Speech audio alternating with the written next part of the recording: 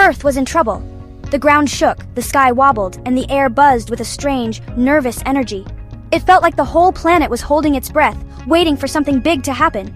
People everywhere looked up at the sky, wondering if this was the day everything would change. All around the world, families gathered together, whispering and worrying.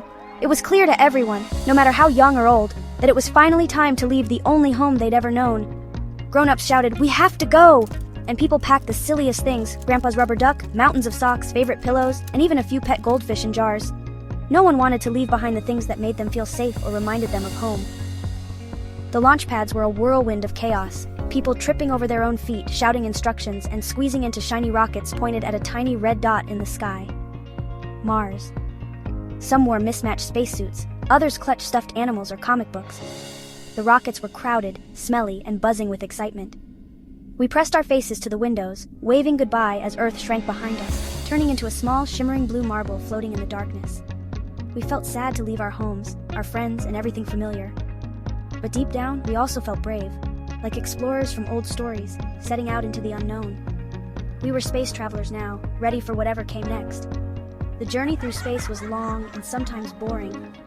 To pass the time, we played I Spy with planets and stars, made up silly songs, and ate pizza-flavored paste from tubes that squirted out like toothpaste. We even tried to guess what Mars would smell like. Floating in zero gravity was the strangest feeling, like swimming in air. We drifted from wall to wall, giggling as our hair stood on end and our socks floated away. We did flips and somersaults, bouncing gently off the walls. Laughter echoed through the ship, making the long trip feel a little less scary and a lot more fun. After what felt like forever, Mars finally appeared outside our windows, a big, dusty red ball glowing in the sunlight. It looked both exciting and a little bit mysterious. The rocket landed with a gentle bump, making our stomachs flutter. The door whooshed open, letting in a rush of cool, dry air and a cloud of steam. We stepped onto the red sand, our boots crunching in the silence. There were no birds singing, no cars honking, just the sound of our own footsteps in a brand new world. The sky was a soft pink, the rocks were huge and strange, and everything around us felt unfamiliar and full of possibilities. We looked at each other, wide-eyed and amazed. This was our new home. We were nervous, but also excited, ready to begin our Martian adventure together on a planet where every day would bring something new. Life on Mars was weird and wonderful, a place where the ordinary rules of Earth simply didn't apply. Every day brought something new and unexpected, and we learned to laugh at the strangeness of it all. We lived in glass domes, giant soap bubbles perched on endless red sand.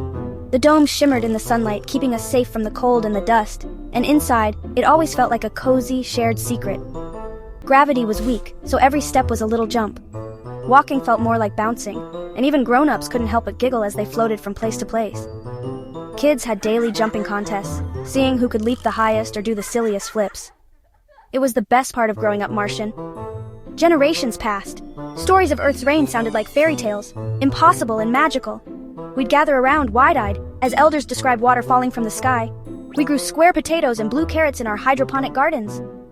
The vegetables looked funny, but they were the result of years of careful Martian farming. They tasted odd, but they were ours.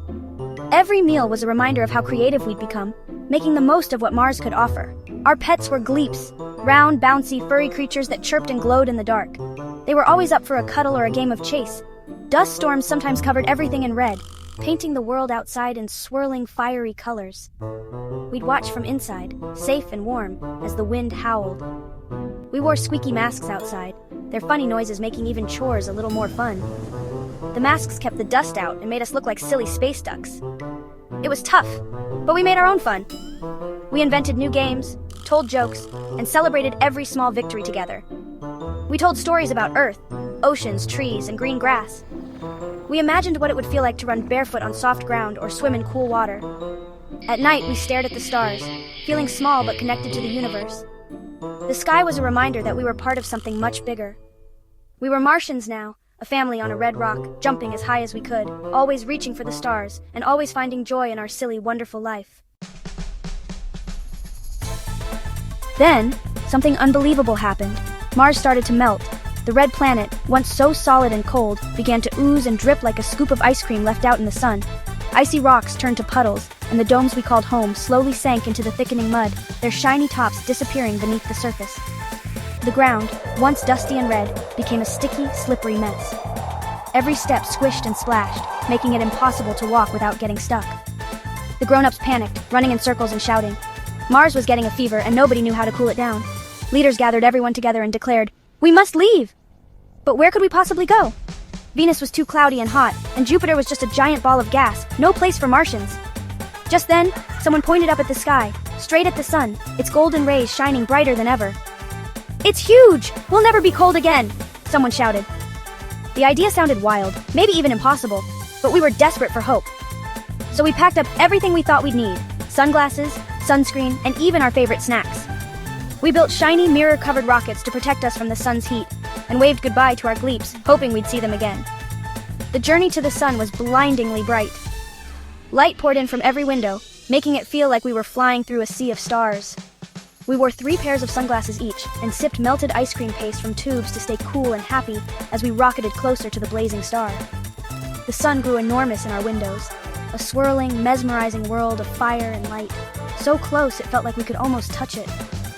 Our disco ball rockets sparkled as they soared straight for the sun, carrying us toward a new adventure none of us could have imagined.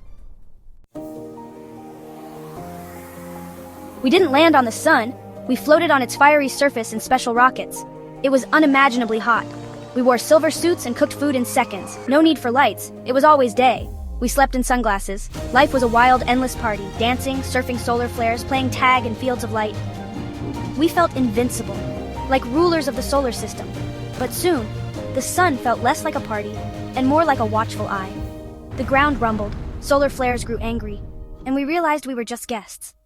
A fiery, grumpy curse was brewing in the heart of the sun. The sun was alive, and we were an itch it couldn't scratch. It rumbled, flared, and finally the tickle became too much. The sun's giant face scrunched up. It took a deep cosmic breath. We stopped dancing, suddenly afraid. The sun sneezed, a colossal, fiery achoo. A solar flare blasted us away, scattering our rockets like dandelion seeds. Just like that, humans were gone. The tickle vanished. The sun felt better. The universe was quiet once more.